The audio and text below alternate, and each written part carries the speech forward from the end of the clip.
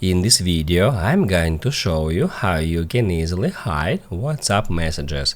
Be sure to watch the video to the very end so you don't make any mistakes, and of course do not forget to like this video and subscribe to my channel.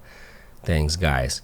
So let's get started, and first off, open up WhatsApp app. And let's say I would like to hide all the messages in that particular conversation.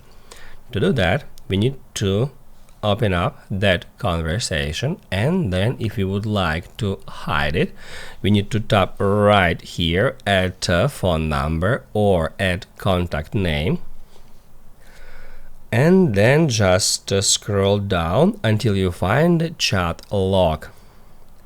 Then tap on it, and now it says that chat log option allows us to keep this chat locked and hidden.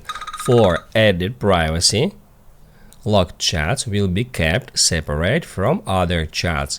To activate this option, tap at that toggle. It will ask you to use your Face ID, and then if we go back to our chats list, we can find out that there is no longer that conversation showing here. That's because it has been moved to locked chats. If we get into it, it will ask us to use our Face ID in that way. And as you can see, this conversation is now located right here. We can tap on it, and we can now start messaging.